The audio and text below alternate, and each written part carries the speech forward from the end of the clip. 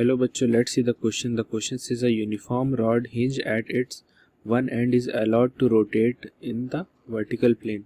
Rod is given an angular velocity omega in its vertical position as shown in the figure. The value of omega for which the force exerted by the hinge on rod is 0. This position is, ठीक है, तो ये हमारा diagram दिया हुआ है. तो इस क्वेश्चन में हमारा जो की कॉन्सेप्ट यूज होगा, balance of forces in rotational motion.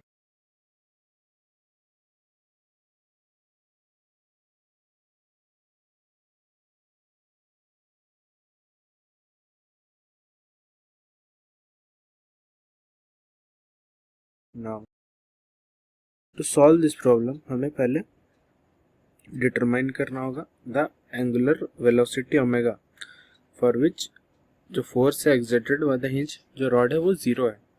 तो हमारे पास दिया हुआ है कि जो एक यूनिफॉर्म रॉड उसका लेंथ L है, ठीक है, वो हिंज है वन एंड में, यहाँ पे हिंज किया हुआ है, और जो रॉड है वो रोटेट कर रहा है विथ एंगुलर वेलोसिटी ओमेगा, ठीक है, इन अ वर्टिकल प्लेन.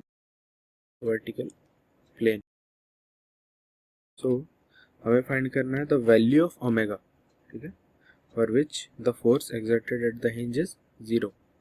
सो यहाँ पे जो फोर्स होना चाहिए हिंज में वो 0 होना चाहिए. तो when the force exerted by the hinge is 0, वो जो रॉड जो रहेगा वो एक्सपीरियंस करेगा ओनली सेंट्रीफ्यूगल फोर्स, ठीक है, ड्यू टू रोटेशन. जो सेंट्रीफ्यूगल फोर्स है वो एक्ट करेगा effective weight that balance the gravitational force, ठीक है. जो सेंट्रीफ्यूगल फोर्स जो रहेगा वो इफेक्टिव वेट की तरह एक्ट करेगा ताकि वो जो ग्रेविटेशनल फोर्स है उसको बैलेंस कर सके. सो स्टेप 1, जो सेंट्रीफ्यूगल फोर्स है, सिंस जो रॉड है वो रोटेट कर रहा है ओमेगा से, जो centrifugal force at distance x लिखेंगे T M into omega square into X, और एक ग्रेविटेशनल फोर्स, ठीक है.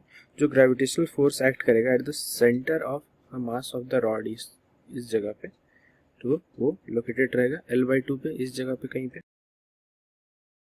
नाउ हमें अगर फोर्स बैलेंस कंडीशन अगर देख, जो हिंज का जो रिएक्शन रहेगा 0 रखने के लिए जो नेट फोर्स एक्ट कर रहा है रॉड पे वो सेंटर से पास करना है.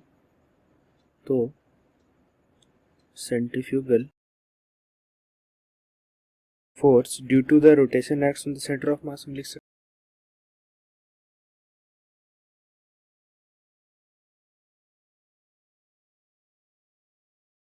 And for the force at the hinge to be 0, the centrifugal force at the center should be equal to the gravitational force. Now हमें इक्वेट करना होगा फोर्सेस को. अब हम फोर्सेस को इक्वेट करते हैं, जो effective force at the centre of मास रहेगा वो होगा centrifugal force is equals to mass of rod into omega square into L/2, ठीक है. जो ग्रेविटेशनल फोर्स जो रहेगा होगा मास रॉड टू, अब अगर centrifugal force equal to gravitational force करेंगे तो वो होगा m omega square into L/2 is equal to m.